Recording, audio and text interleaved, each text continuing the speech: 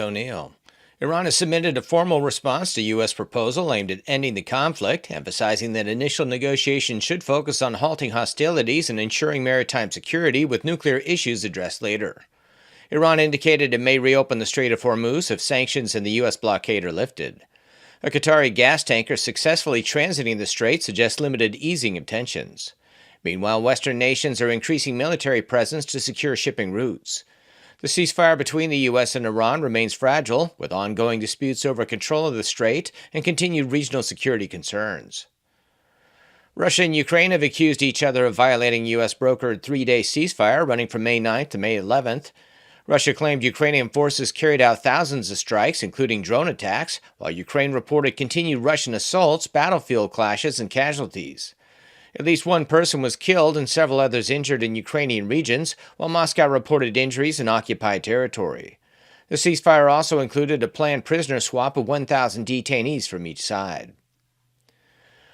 Russian President Vladimir Putin suggested the war in Ukraine may be nearing an end, indicating openness to negotiations and a potential meeting with Ukrainian President Volodymyr Zelensky after a peace framework is agreed upon. His remarks came during Victory Day celebrations and amid a temporary ceasefire supported by U.S. President Trump. Despite this, major differences remain, with Ukraine seeking full territorial restoration and NATO alignment, while Russia demands control of disputed regions and limits on NATO expansion. European leaders in Ukraine have signaled willingness for talks, though a final agreement remains uncertain. Greece has warned that more than 500,000 migrants in Libya may attempt to cross into Europe, raising concerns about a new migration surge. Migration Minister Thanos Plevris said authorities are working with Libya and EU border agency Frontex to prevent departures and enforce stricter controls. Greece has adopted tougher measures, including detention for rejected asylum seekers, criminal penalties for illegal entry, and a border wall along Turkey. Recent arrivals on Crete highlight rising migration pressure. Officials say the policies aim to protect national borders, while international estimates suggest even higher numbers of migrants currently residing in Libya. Passengers and crew from a cruise ship affected by an Andes hantavirus outbreak are being evacuated under strict health protocols as authorities manage the situation. A total of 8 cases, including 3 deaths, have been reported, with one patient critically ill. Health agencies, including the European Center for Disease Prevention and Control and the World Health Organization, have classified all on board as high-risk contacts, requiring quarantine and monitoring for up to 42 days. The ship remains near Tenerife as evacuation proceeds. Officials say the global risk is low, but moderate for those on board, while local authorities have raised concerns about potential health impacts. This has been James O'Neill for The World Today. Now the protagonists. For The World Today. With your help, we can continue to fight for freedom, reach new audiences, and bring important information to the public free of charge. This is not possible without your generosity. Join our quest for the truth and our freedom and donate today, telling it as it is. This is today's News Talk, The World Today.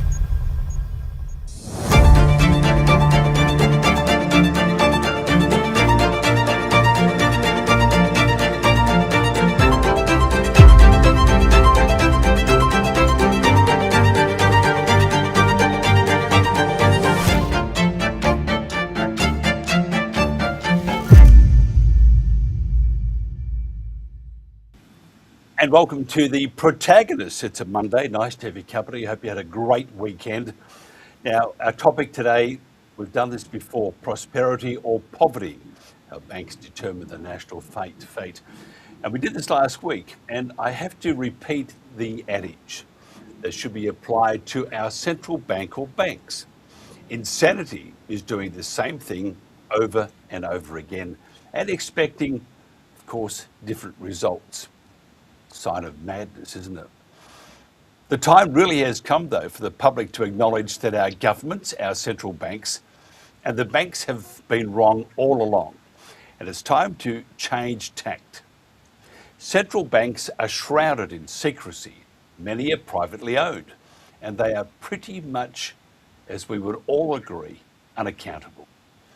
Now we ask again, could prosperity for nation states and the bulk of the population be quite achievable if our central banks and governments were accountable? If retail banks were directed to lend more to productive investment and small businesses. What should be done with housing to burst the gigantic bubble? We probe these questions further and others such whose interest the mandatory shift to digital currencies and inevitable CBDCs serve. With total control of our financial lives already upon us and more shut out of a prosperous future, does it have to be this way? Martin North is Principal of Digital Finance Analytics. Vicky Price is Economic Advisor and Board Member for the Centre for Economics and Business Research. And Robert Barwick is National Chairman and of the Australian Citizens Party. Thank you very much for joining us. Can I ask you, Martin, central banks, are they an impenetrable cabal? Well, they have their own internal logic and world order, but they aren't actually working necessarily in the interests of ordinary people.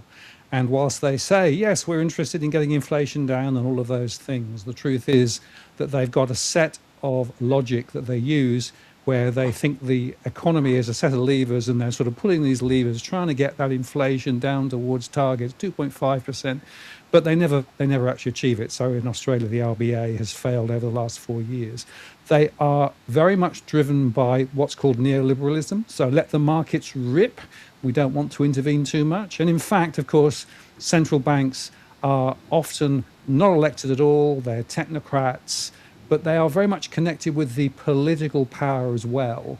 So there are these unconnected, sometimes undisclosed relationships. And of course, if you think about the RBA, well, guess what? Treasury is involved with that as well. So yes, there's a bunch of questions about the way that central banks work. They are not and have not proven to be working in the interests of ordinary people and ordinary businesses, and that needs to change. Vicky Price, what's your thoughts? I think it varies from place to place. There is no doubt that in many countries you have quite a close relationship between the government and the central bank, so they're not as independent as they like to tell you they are. So in the UK, for example, everyone who is appointed on the Bank of England Monetary Policy Committee, for example, or as governor, has to be approved by the Treasury Select Committee and basically by the Chancellor, so the Finance Minister. So there is a very, very close relationship there, even though they are supposed to be acting as independently as they possibly can. The actual target for inflation, the 2% that we have here in the UK and also in Europe, in the ECB, European Central Bank, and also in the US, is set, in fact, by the government. The one that is really independent and can set their own inflation target is the European Central Bank, which is able to more or less do what it wants from that point of view, even though obviously there are people on the governing body who are all the heads of the various national central banks. So it's a little bit more complicated than what I've just said, but nevertheless. So what you find is that where there is a more close connection between government and the central bank, then you have the government trying at times to put a little bit more influence on what happens, mainly by appointing the right people, if you like, on the various committees. And in the US, as we've seen, there has been a serious issue between President Trump, of course, and the current but outgoing head of the Fed to try and lower rates, which so far the Fed has managed to resist. Mm. And Robert Barwick, welcome to the show, and you've taken my advice well. Thank you. You've now framed it perfectly. What's your thoughts? Well, I did catch up with your show last Thursday about banks. And I was interested in that discussion. And one of the things that I would say is because of a lack of competition, private banks aren't really accountable to their customers. They're only obsessed with their shareholders. Central banks, it's like the opposite. Central banks, like the Australian Reserve Bank or the Reserve Bank of Australia, has one shareholder. They're not really accountable to that shareholder. They seem to be more accountable to the private banks that they're supposed to somehow regulate. They serve those banks, and they're not serving the people who own them, which is us, the Australian people. And we've had the Reserve Bank was born in 1959 out of the Commonwealth Bank. The Commonwealth Bank started in 1912. So we've had a central government bank in Australia since 1912. Central bank independence was only introduced in 1996. And what fascinates me about central bank independence and the way it has worked is, I think, best exemplified by a former politician here, John Hewson. John Hewson was as hardcore a neoliberal as has ever run for office in Australia. And in 1993, he campaigned on the principle of central bank independence. He wanted Australia's central bank, the Reserve Bank, to become independent. Now, he didn't win that election, but it was won 3 years later. And Peter Costello, the Treasurer, introduced central bank independence in Australia. But around 2018, it was John Hewson himself who penned an article, I think in the Monthly, saying that, well, we've now had a close to 30-year experiment with central bank independence, and it hasn't worked. That was his conclusion. Because if you look at the actual economy of Australia under central bank independence, what's improved? The banks that it's supposed to regulate turned into these literal monsters that so abused their customers through just mismanagement, misconduct, scamming them, gouging them, etc. It led to, by 2018, it had led to a royal commission into the behaviour of the banks. And this was the brave new world of banking that was supervised by an independent central bank. So even the godfather of independent central banking in Australia said, this has been a disaster. Yeah, I totally agree. Martin, how can we make the central banks globally more accountable? Well, I think there are a few observations. The first is they actually have more tools than just the interest rate tool. And this targeting of inflation, whether it's 2 or 2.5%, it's interesting to ask, well, where did that 2.5 or 2% come from? Well, it was, I think, from New Zealand originally. A bit of inflation is good, but too much inflation is bad and too little inflation is bad. They have failed miserably using that particular lever. The second observation is that they sort of regard the economy a bit like trying to fly one of these very complex drones where you have to pull the levers, but there's a lag between what they see, the lever they pull, and what happens to the economy. So they keep getting it wrong. So we need to think differently about what their objective should be. I think the other point there, and Robbie made the link very strongly, they are too much orientated to supporting both the government but also the banking system. And quite often what we see is the central bank is very much thinking about, well, we need financial stability and that's the critical thing and everything else comes secondary. Well, financial stability can cost everybody else if it's actually not done right. And in Australia and elsewhere, financial stability, I think, is a big and important issue, but it's not managed very effectively. So we need to think about that differently. And my final point is, it's interesting when you look at the way the central bank does its job. It takes market interest rates as an input. It takes government policy as an input. It turns the handle on its economic model and says, ta-ta, that's what we think is going to happen. So you've got to ask the question, are they really adding much at all to this? And what about the other tools they've got, lending directives, for example, and things like that? So there are other things they could be doing. But unfortunately, the philosophy of central banking, which comes down through the Bank for International Settlements and through these independent lenses that have been put in place, are failing miserably. We have to change the model. Vicky, what do you think? Well, it depends what we mean about changing the model. I mean, first of all, on interest rate targeting, or rather inflation targeting, and therefore interest rates, which has just been mentioned. What the original idea had been was for inflation to stay around 2%, because anything below, you start thinking maybe you're going to get deflation. And when you get deflation, or people think perhaps prices are going to be falling, then you tend not to spend, not to invest. And if you get too high inflation, it was perceived to be sort of over 2% in any consistent basis, then what you do is you get wages to also take off, and then you have a wage push. And that's a real problem in terms of long-term stability. And that also discourages investment and growth. So that's basically the idea. It could be 3%. There's been all sorts of discussion as to whether that should be the case and therefore ease the job of the central banks. But the important thing is that it wasn't meant to be happening constantly at every point that you look at.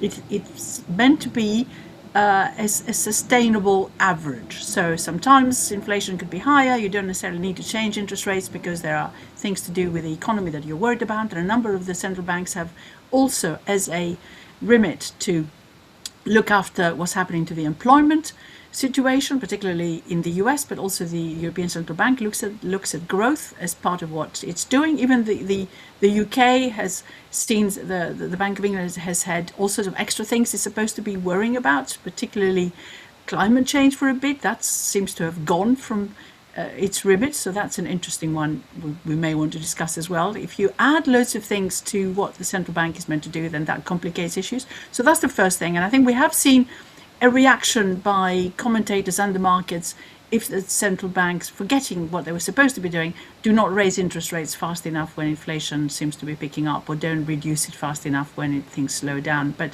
this average long-term thing is really what should be remembered as a sustainable inflation. We should not react to just data that comes in suddenly and have to raise interest rates. So that's I think the first thing. The other thing is that, of course, regulation, although there are bodies that are linked to the Bank of England and other organizations which do that regulation, they are actually reasonably independent. But there is, again, pressure from the governments to focus on growth. That is exactly what's going on here in the UK. So actually, in many areas, after the regulation we saw following the financial crisis, we've seen deregulation taking place, and there's almost competition between the various central banks across the world to deregulate slightly faster so that they can retain their position in terms of their attractiveness as a place to be doing business in, raise money in, lend to, and so on. And that can become a dangerous sort of race to the bottom.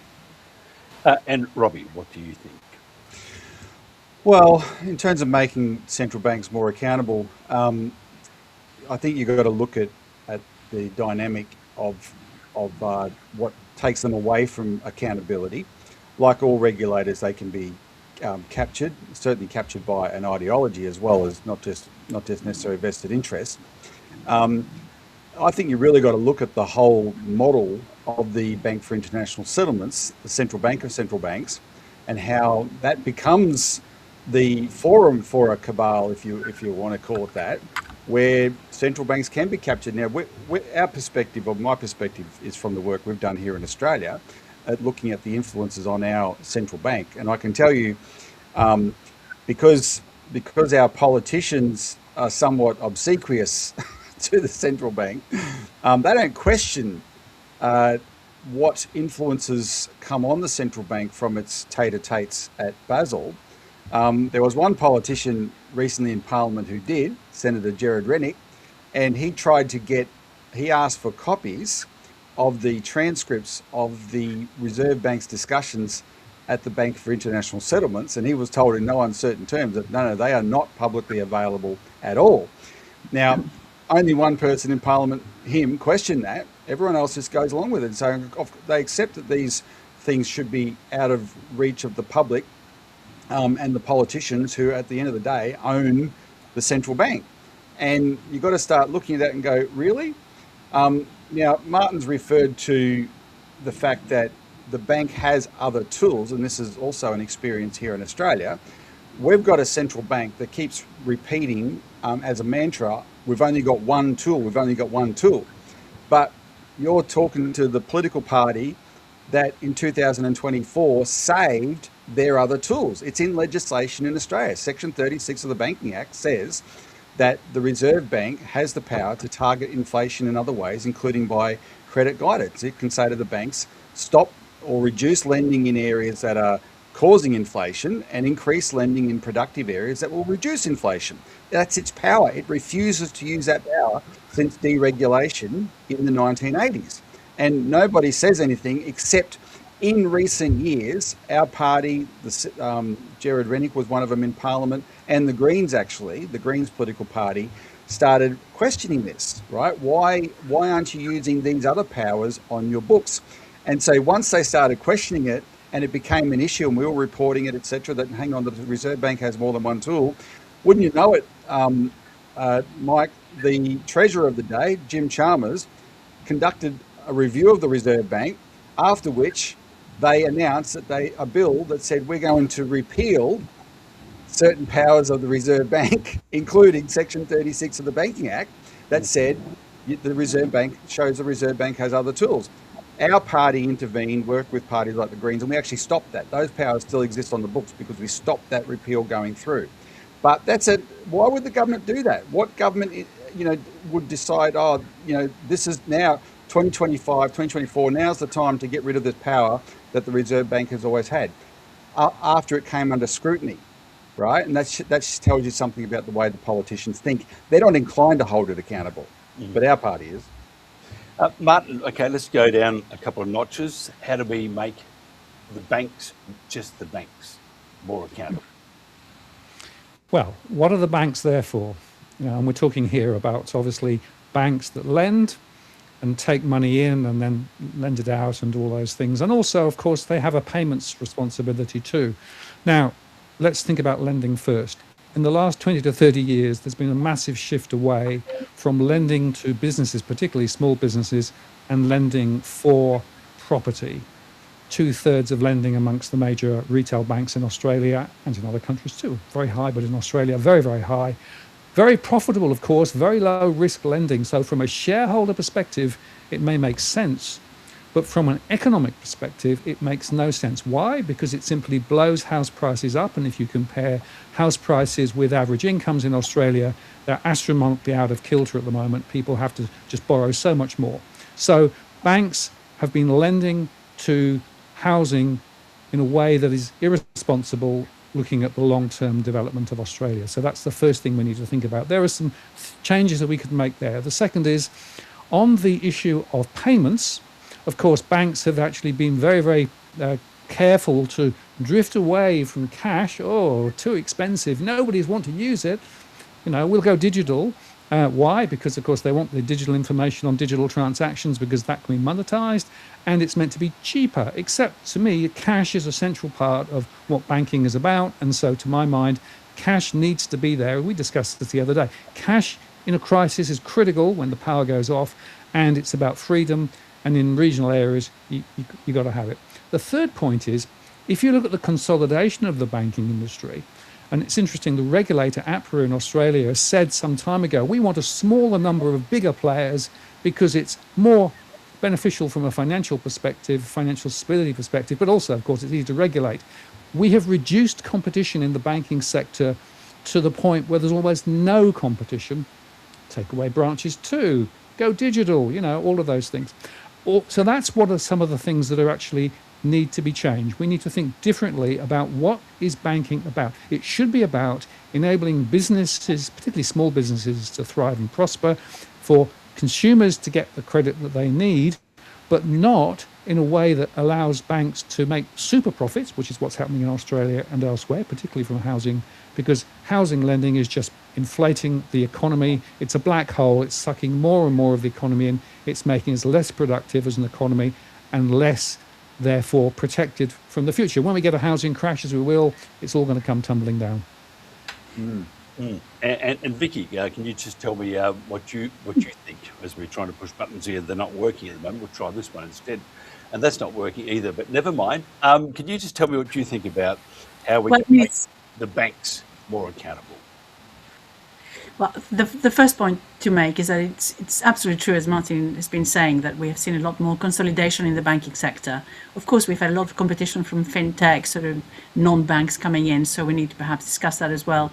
But the interesting thing is that banks have become, partly because of what happened in the financial crisis, larger. So there's been a lot of banks that failed and some that have been absorbed by other banks. So we've ended up with a sort of smaller number of banks that do the traditional thing that we expect banks to be doing, including having branches on the high street. Here in the UK, those branches have been cut back very significantly. But what you find is that this huge consolidation is also happening in places like Europe, which had a huge financial crisis as well. So one of the issues we're having right now is that we're living through this legacy of post financial crisis, where indeed those trends have in some ways been multiplied quite significantly in terms of their force. But it is absolutely true, again, as we've just been hearing, that quite a lot of what the banks do not necessarily add hugely to social welfare. And it's interesting when you look back at the financial crisis that Adair Turner here in the UK, who used to run the Financial Services Authority at the time of the crisis, said that actually quite a lot of what the banks were doing was socially useless, which is interesting in terms of engaging in sort of trading activities and others. Activities which weren't really adding anything very much, and he cautioned against that. And it's absolutely true when you look at what the big investment banks have been doing, or any with any investment subsidiaries, if you like, because certainly in the UK we try to separate investment banking from retail banking just to avoid perhaps some of the risk taking that used to take place, which was perceived to be one of the reasons for the financial crisis. What you find is that those trading divisions have done incredibly well because of the volatility that's been taking place in the capital markets. So a lot of trading going on, the tariff situation, President Trump's different pronouncements on a daily basis, what's going on now on the energy front. A lot of money is made, which, what happens to it? Is it getting redirected to productive lending? Big question mark. And what we find certainly is that both in the UK and in Europe overall, lending to SMEs is being stifled to a considerable extent. And even as a result, actually, even in the productive sector, we find concentration taking place because the bigger firms can withstand those issues that we're all facing a lot better than the smaller ones. And of course, what they're doing now is they turn a lot to equity financing, private credit, in order to grow further, because the banks are very, very reluctant generally to lend, even though things are being eased a little bit in terms of the expectations that central banks have in terms of regulation for them. So those are the trends at present, not helping the real economy particularly, is I think the overall conclusion. So I agree with the previous comments. Yeah, on the last week when we were talking about this, Robert, Catherine thought that that the banks are there to make money. They're a business, we really can't argue with that. They are there to make money. They are the first to. I mean, even if it's making some money, but not a huge amount, they're quite willing to just get rid of those services. Do you think banks have a moral responsibility? I mean, again, we're reminded that they are there to make money, but I think they have a moral responsibility to make sure that they look after their local communities. And if you see banks throughout Australia in the smaller communities, they're just heading for the hills, leaving those communities high and dry. I think governments have a moral responsibility to make banks behave themselves. I think it's an absolute mistake to invent an airy-fairy concept of social license and leave it up to banks to decide what that is. This is a question for government. It's government that's dropped the ball here. It's government that went down the neoliberal path and embraced the whole concept of deregulation. I firmly think two flagship policies to make the banks accountable again is Glass-Steagall, of separating banks fully, not through the UK ring fencing model, but full separation between investment banking and commercial banking, so that the banks that hold the people's deposits in trust are not allowed to have any exposure to the high risk, high profit banking that the banks love to do, because that's where they make all their profits. And then the banks that are behind the Glass-Steagall wall, they put their money they direct their credit into the real economy, right? Into the home loans and business loans, etc., of the real economy. It was an excellent regulation when it was in place. It was an elegant regulation. It's a firewall like Glass-Steagall. It's very simple to enforce. It's hard to find loopholes in it, and that's why the banks wanted to get rid of it.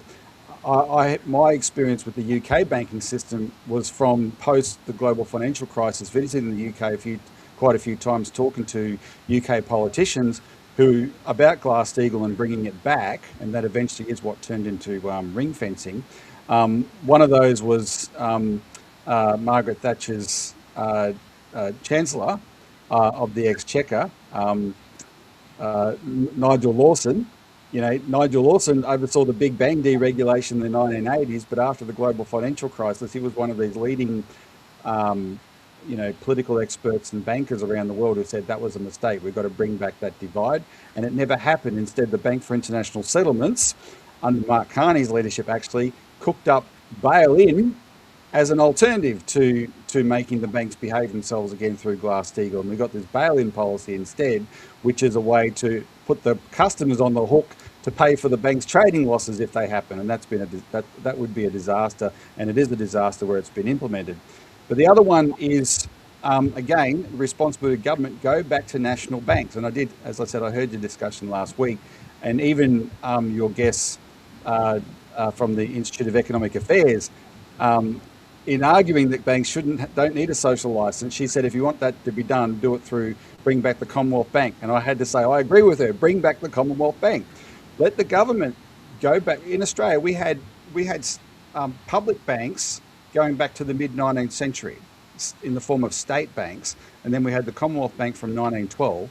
By the time the Commonwealth Bank was privatised in 1996, it had been in existence for 84 years, and it was the last of the public banks left. And so we had a century and a half of public banks. We've had 30 years of no public banks, and without having an institution that is there to serve the people first and foremost, that will make a profit but is not there to make a profit. But because it does provide a service, that sets a standard that the private banks have to compete with. Without that, there is no competition, and we turn these big four banks into an oligopoly that has literally no competition.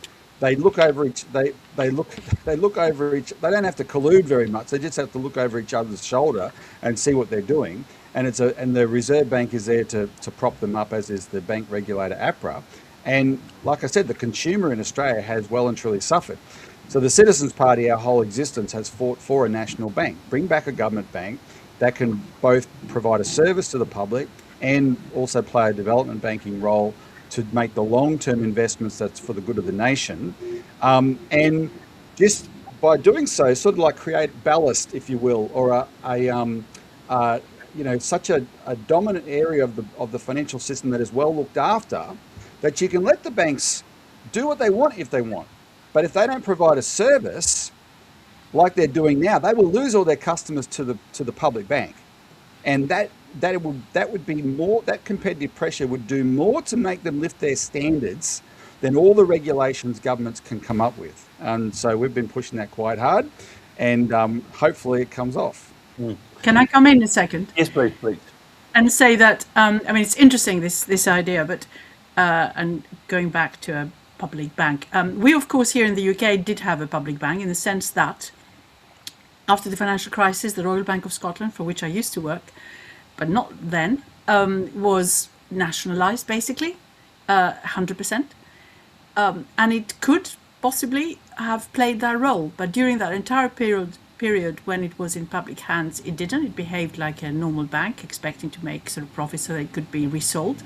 And then it was sold at a loss by the government. So a huge opportunity, I'm afraid, was lost. That we now have something called the UK sort of business bank. It's not terribly highly capitalised, but it can't play that role at all. Matt. Yeah, so the interesting thing here is when you think about the current state of play, pretty much everyone says it's not working really well. And so it's fascinating to me that now there are some different models. There are models where we need to say, no, we need more competition. We need to let the banking system fly free. So let's deregulate further. That's a philosophy that's really around at the moment. There's another philosophy that says, no, actually the solution is to give central banks more tools, digital tools. So central bank digital currency, that's the way to solve the financial system. But I actually want to underscore that for me, this idea of having a banking system under public control, effectively, that's designed to support the interests of ordinary people and businesses, rather than just excess profits to the small number of shareholders. And by the way, if you look at the shareholders of Australian banks, the bulk of revenue generated through dividends goes overseas, not into Australian pockets at all. So the hyper competitive model doesn't work.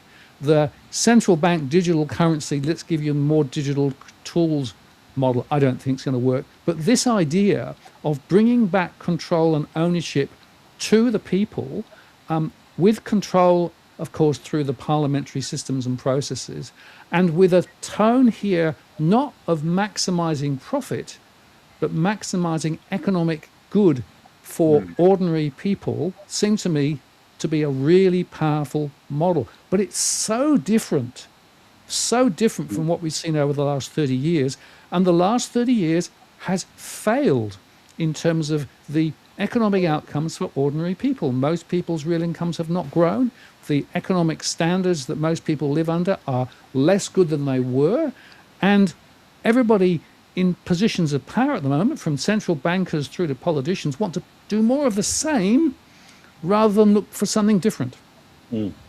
Martin, did you see that movie? There's two, one and two, The Bank of Dave. And that it's a very cute movie. And it's about a small bank for a very small area and some of the trials and tribulations. That's not so far from what many are touting, is it? I think community banks is a really important part of the story. In fact, I did quite a lot of work when I was actively involved in consulting in Australia with community banks. And what was fascinating about that was those communities valued the direct interaction with the banks and, the bank manager. And if you go back 20, 30, 40 years, you would have a local community leader in the financial area that would effectively be the bank manager, along with the vicar and the doctor. And they would know people in the local community, and they would be able to provide financial advice, yes, loans, yes, but be part of the community, a pillar of the community. And, the Bank of Dave, which was based on pretty much fact, although a little bit of a tweaked fact. But what was interesting was how the big players pushed against the Bank of Dave, did everything to undermine it because it didn't mesh with their philosophy of what banks should be, big, profitable, never mind the small guys, relative to what the Bank of Dave was doing. And that's really the critical point. You have to have a banking system that is actually supporting the interests of ordinary people, ordinary communities, small businesses. That is the nexus point. That's where you start rather than where you end up. Because if you leave that just down the road, it never gets touched, and that means that the banking system fails in its clear mandate. Vicky, what do you think about did you see the movie Bank of Dave? I've seen the first one twice, the second one once, but I thought were very, very good. And it's what many are touting, aren't they, at the moment? Well, I think what we have discussed before, and I'm thinking about your program last week, was the fact that because of the restructuring that has taken place by banks and the use of technology, we've ended up with the loss of local understanding of what it is that businesses need in order to grow, and even for day-to-day managing of their operations, and that has happened, unfortunately, all across the Western world, and that is a problem. You do still, of course, have banks that are more local in the state, in various states in the US, and you've seen actually some of those going under, so and needing lots of support. So yes, of course, we do want smaller banks that are sort of specifically looking at how they can help particular communities, but they also have to be properly regulated. We had a period of that also in Germany with the Landesbanken. The odd one of them has not done particularly well either, because they became too entrenched in some of the companies, which then didn't survive whatever shock they may have gone through. So yes, there are benefits, but also you want to make sure that the finances of that particular organization continue to be positive. But of course, you've seen examples in the developing world with microfinance, which is given to places like India, where it all sort of started and has been copied in a number of other places.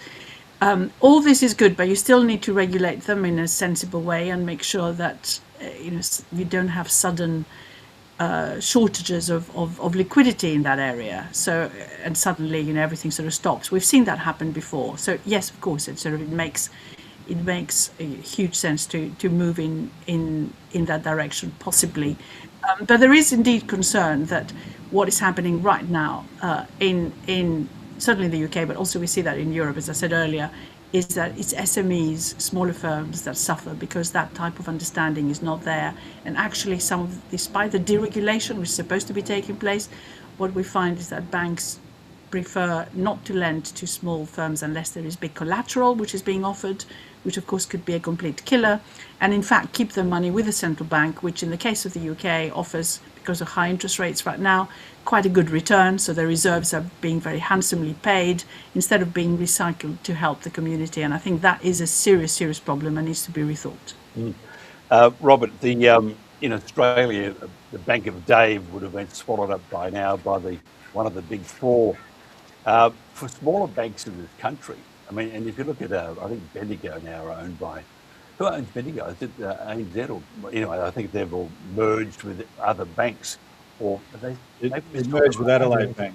Yeah, but they've all, the big ones are becoming bigger and the small ones are becoming extinct.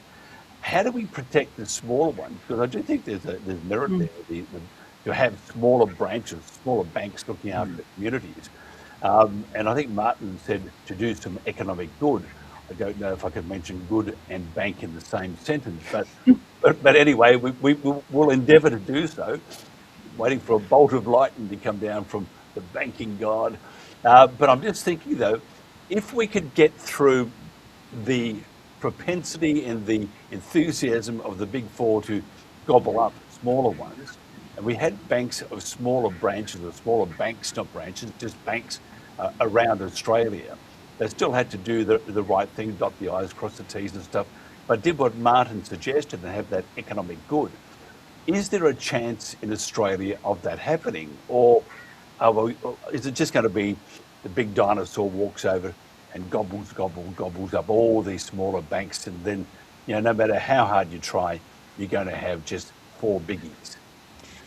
Well, there's a chance of it happening if we can muster the political will in Parliament to make it happen. I'm really glad Vicky mentioned the nationalisation of the Bank of Scotland. And I remember how shocking that was to me at the time. The Royal Bank of Scotland. The Royal Bank of Scotland. Sorry, that's right. The Bank of Scotland actually had a role in one of our banks over here. Now, the Royal Bank of Scotland, I remember how shocking that was at the time that the British public bailed it out and then had no say in its actions. And in fact, it went on to have this horrible program of abusing small businesses while under state ownership. And there was just no philosophy in the UK that said there should be some public good imposed upon these banks. And that's what we've got to change. I do think there is a model in the world that needs to be looked at, because it is successful in supporting small banks, and that is the state of North Dakota in the United States. North Dakota has more banks per capita than any other state in America. And what they also have that's different than every other state in America is they have a state bank. It's the only public bank in the United States, the State Bank of North Dakota. And that state bank supports the existence of those small banks. And it's the state that has the best finances of any state in the United States as well. So this model should be looked at, because if you could replicate it so that you have a safe but diversified banking system out there, you would want to do that. In Australia, there's an organisation called the Regional Banking Investment Alliance, where the tiny banks in the regions have got together to put their hand up and say, we want to provide a service to towns that the big banks won't. They're trying to lobby the government at the moment to impose a levy on the big banks that don't want to provide a service that goes to the small banks. And in fact, it's the total amount of the levy that they're asking to be raised is $150 million. When you have a banking system here dominated by four banks who have 80% of the market, who between them make $40 billion, right? It is a tiny amount of money that small banks are asking for, but they reckon that they could provide something like an extra 500 to 1,000 branches just with a slight subsidy from that. And their argument is it's not really a subsidy, because one of their complaints, Mike, and you can imagine how frustrating this will be, these are banks that do want to serve their communities, but there's consumer habits in Australia that make us very sticky to our banks. So these towns will use these small banks to do things like cash services, which are expensive to the bank to provide. But when it comes to borrowing money, they always go to the big banks that have abandoned the town, right? And these banks are saying, please bank with us, actually borrow from us as well, so we can get some of the profit and provide that service. Mm-hmm. What we would do as our policy is we want to bring back a public bank with a retail arm in post offices. Now, there's 2,500 regional post offices in Australia. There's 4,000 total post offices, which is more than all bank branches combined. If you had a public bank with a retail arm operating in post offices and a commitment, like the Bank of North Dakota, to actually support the private small banks, let the big banks behave the way they want to behave. In fact, encourage them. Don't change anything about your behaviour, big banks, if you think it's so valid. We're going to create a new kind of dynamic here. You think yours is so great, you keep doing it. And let's see who wins in the actual market. I reckon you'll see some rapid behavioural change very, very fast. Martin, where is crypto going? Becoming more and more regulated. It is. I mean, I just thought I'd throw in a match into the fuel. Now, it might be safer, but people still can't get out of the centralised system, can they? So the interesting thing about crypto was originally sold as the complete antithesis of the banking system, right? Completely self-autonomous, completely devolved, no centralized control, except that the crypto industry has now been completely hijacked by the big banks. And if you look carefully, they are taking more and more control. They've basically done exactly the same games as they've done before. They've now created a whole bunch of derivatives around Bitcoin and other things, and they're getting lots of ETFs and all of those things. They're making huge amounts of money on the way through. So effectively, the philosophy that crypto represented, which, by the way, the blockchain is a really interesting function and certainly can provide alternative mechanisms rather than actually lots of centralized ledgers and all those things. So that's good. But the way that it's been actually rolled forward, it basically means that you've got the major financial systems now connected very strongly with the world of crypto. Plus, of course, in the US, with the Genius Act and some of the other things that have happened, you've got this whole issue now of essentially the US saying we are going to, lead the crypto world forward, and it's now very much government policy. And if you look carefully, a lot of people in government have, funnily enough, made a lot of money on the way through. So the whole profit motive is there now. So to my mind, you've got a major issue about what is crypto for there. And the other point is, of course, the value of crypto has dropped dramatically from its highs, although it's come up more recently. Highly unstable, highly volatile. So this, to my mind, is not the solution that will actually take us to a good place when it comes to the evolution of the financial system. It's a bit of an aberration, but the DNA of crypto, particularly around the blockchain, and how that could be used to simplify bank transactions and reduce the transaction costs, to me, are very interesting. And that's where the focus, I think, should be. Vicky. Well, yes, I agree with that. But of course, if people lose some of their faith in, fiat currencies, the ones that we are so used to, then crypto has a chance of increasing its use. And the interesting thing is, of course, when you look at what's going on in the US, where it's becoming sort of acceptable and the regulators are sort of giving it a seal of approval, but of course they have to meet various conditions for that. So it becomes possibly like a sort of traded currency, an investment vehicle. So different rules apply to all that. So that in many ways legitimizes it. But it is an issue as to how it's going to be part of our overall financial system for the future. And the move by central banks to digital currencies is one area perhaps that suggests that the governments are also trying to, or certainly the central banks, to have a piece of the cake, but also make sure that perhaps central bank digital currencies because they are controlled by the central banks and therefore have even greater legitimacy, might in fact be seen to be alongside crypto and perhaps more attractive for individuals, while crypto is coming under more regulatory control. So it's going to be a mix of things for the future. I think there's a big question of what we've just been hearing about, from Martin and others, of how the whole regulatory environment will move, and the percentage that each of those developments is going to have in the overall financial system. But the really interesting thing for all of us, since we're talking about what it means for growth in businesses, is how that money is used. Are we going to be seeing a lot of investments which are backed by cryptocurrencies going directly into helping businesses? So far, there hasn't been huge evidence of that, I'm afraid. So it's used more as a sort of means of exchange, perhaps, and shielding oneself against whatever else one is worried about.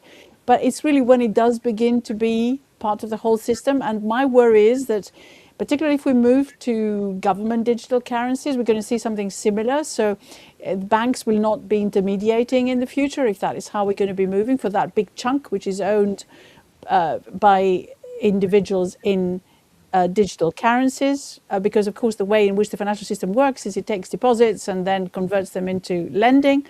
If that doesn't happen, who's going to be the lending? So yes, we've been talking about maybe more public ownership of banks and lending, but is the central bank going to become a lender in the future? How is all that going to develop? And that's the big question mark in all these areas which are now changing in front of our very eyes, but without any clear landing point, I think. Robbie, you're very aware of the CBDCs, especially on financial freedom or just freedom, the surveillance, that gives the government this great control over everybody. What's your thoughts on the CBDCs, and should we go back to just trading food? I'm actually quite interested in the development of probably what you might call the wholesale CBDCs for use between banks, between central banks, which has grown up by banks being motivated to get around US sanctions, etc. And it seems to me that's probably a perfectly legitimate method, because it's all about just establishing trust in the international financial system and financial transactions. But from a domestic standpoint, I think they're a real disaster if governments bring them in. Though there's at least one country, I can't remember which one it is. You can program these things, quite finely, and maybe at least on paper claim, oh look, all the protections for you are programmed in there. But then you got to be able to trust your government if you believe that when it promises you all those protections are put in there. In Australia, when CBDCs first started being talked about around 2019, our bank, the Reserve Bank, said the Reserve Bank of Australia will not maintain both a central bank digital currency and cash. It's one or the other. I remember thinking, well, why? Who says it's up to you? Right? This should be the government that makes a decision like that, not you guys. But nevertheless, that's what it said. And so that shaped our view. Look, no way are you going to get rid of cash and replace it with a central bank digital currency. There are practical reasons why it can't work. Australia is not a country that can have electronic transactions everywhere. It just can't. But then just from an individual freedom and privacy standpoint, you don't want to go. You're going to replace the most reliable form of transacting under all circumstances in a totally private way with the most surveilled possible type of currency that isn't reliable in all circumstances. That's just insane. So we're dead set opposed to any move to bring that in. And I think we've made a lot of progress in recent years, Mike, on the cash debate. As Martin mentioned last week, cash use in Australia has actually gone up, and it's gone up. I did a very lengthy live stream show with Martin many years ago, I think around 2019, where we introduced this concept with cash, use it or lose it. And we've been plugging use your cash because the banks want to take it away from you. And the message is getting out there for sure. Politicians now that in 2019, 2020, we're all saying, oh yeah, this digital's the way of the future. They're now tripping over themselves in Parliament to express their never-ending dying support for cash, right? So if they decide to go down this path, or let the central bank go down this path, they're going to have a huge fight on their hands. Martin, what do you think? Because I think if government wants, government generally gets. So the thing to understand is programmable money is what's actually in the background here, right? And if you actually have a central bank digital currency, so for example, every individual has an account at the central bank, well, that means that the central bank can then put money into your account, which you can then access digitally and then spend it. But they can also do interesting things like, well, if you don't spend it in the next month, the value of your digital currency will go down by however much they want to do it. Or if you want to spend money in this particular area, you can do that. But if you want to buy something over there, we're not going to let you do that. So the issue I've got is programmable money and digital control, and therefore security, privacy, all of those things need to be a part of this debate. And at the moment, I don't think that there is sufficient understanding of the risks that are actually being represented by this idea of programmable money. Interestingly, also, the Federal Reserve, when they did a big review, made the comment that using central bank digital currencies gives us a whole bunch of new monetary policy tools, which basically says, well, we've stuffed up the ones we've got, so we're going to get more, and that gives us more control of the economy. I have a worry about that for all the reasons we've discussed earlier on. And then just circling back round, if you talk to ordinary people, and I survey ordinary people, it's fascinating to me how cash has now come back into vogue. And a lot of young people are using cash to budget, to actually control their finance and their spending, because the digital alternative, you just wave the card and pay, you don't get a sense of value. You don't get a sense of actually understanding what the value of money is. So actually there's a really good reason why cash must be part of the solution into the future, because it gives you the opportunity to understand the real value of money, and you make more responsible decisions rather than just saying, so I'll just swipe it and get a bit more and then get paying a lot of interest. So it's pretty critical to me. Vicky?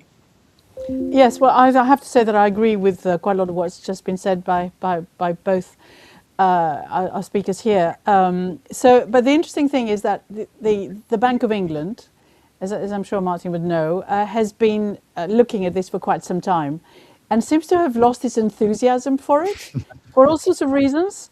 But their idea was that you get just a certain amount per person, it's like £20,000. Of course, the average deposit of most people is a lot less than that, that you can use as sort of part of digital currency, and the rest can be cash and everything else. But people are already using their cards, and they're quite happy to do a bit of cash, a bit of digital currency, if you want to call it that. It may cost them a bit, but not always necessarily, and the cost are passed, of course, to the retailers who get that card payment from you.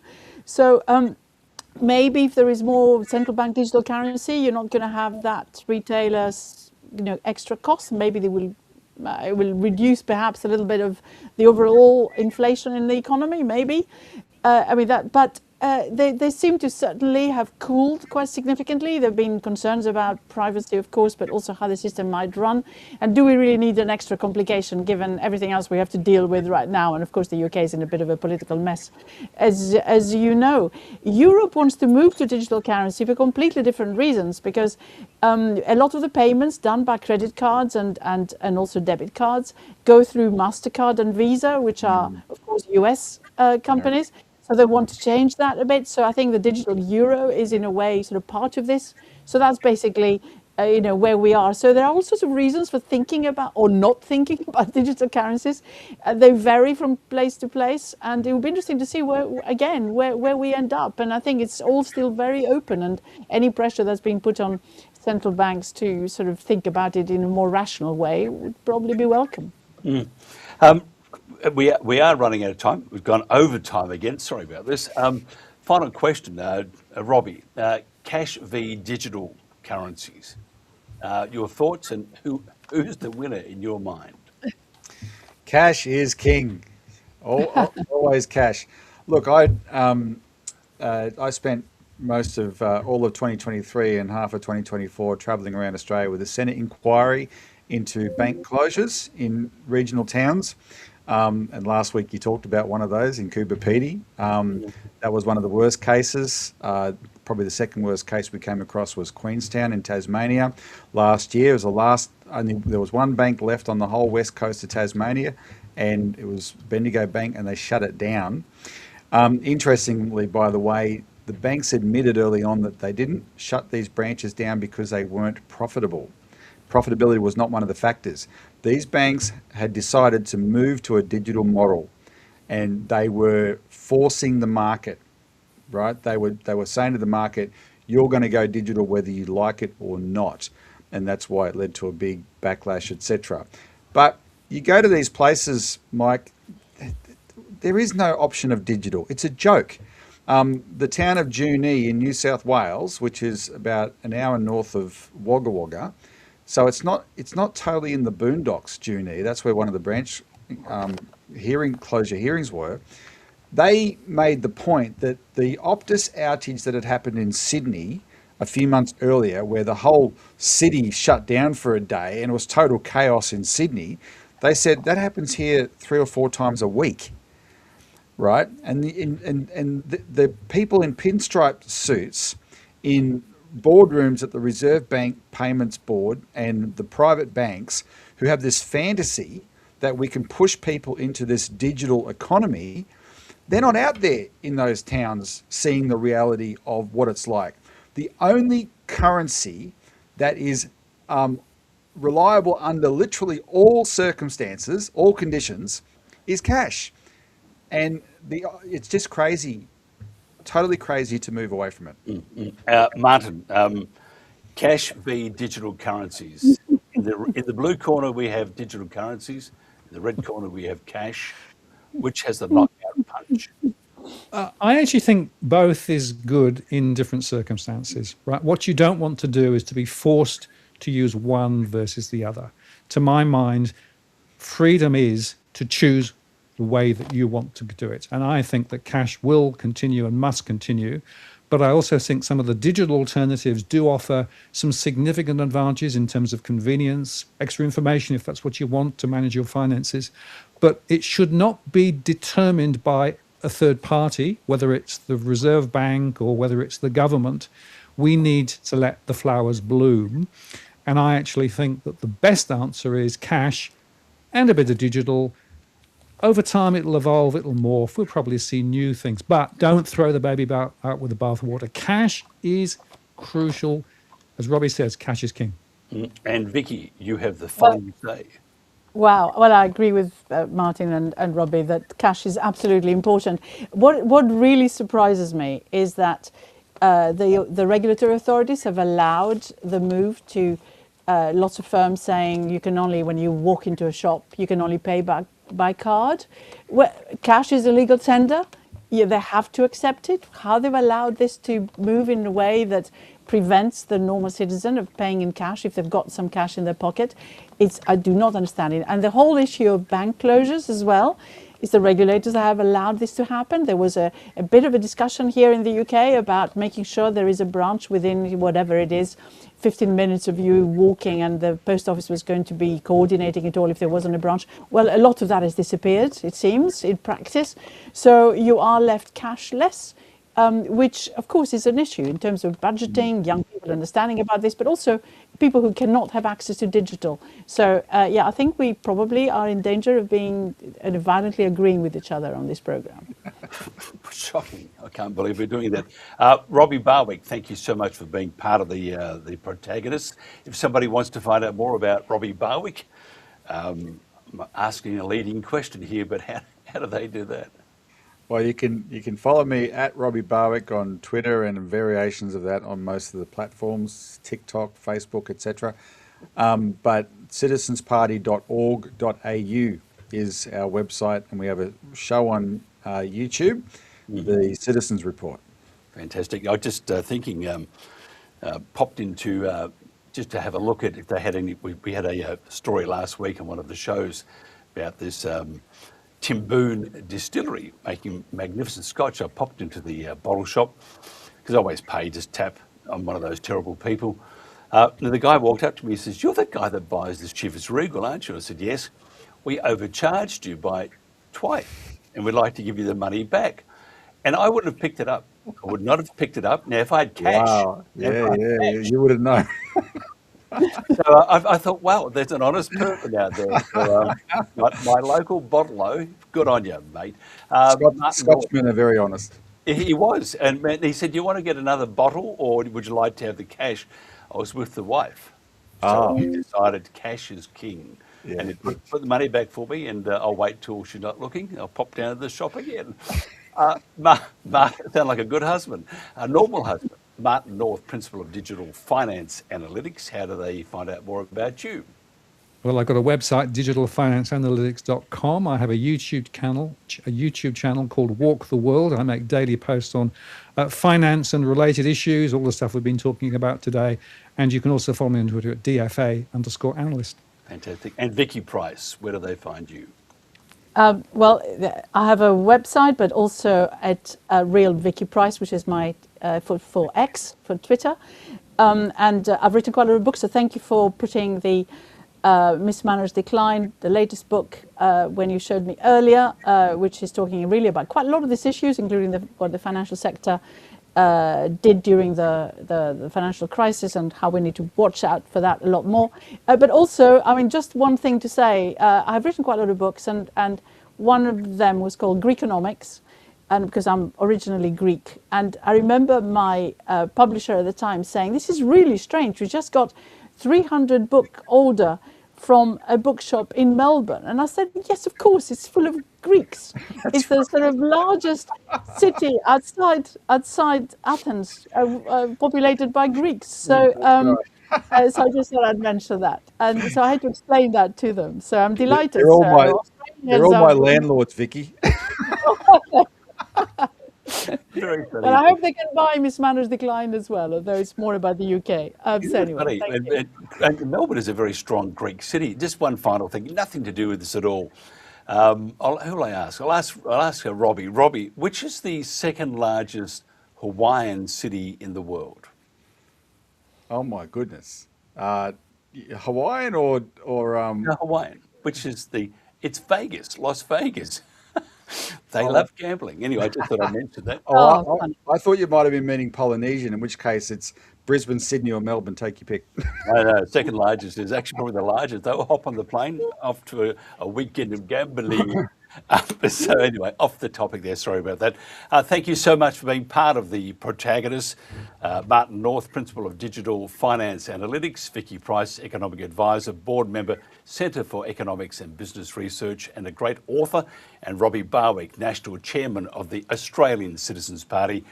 More Protagonists tomorrow on The World Today. Thank you again. Be kind to yourself, be kind to your neighbours.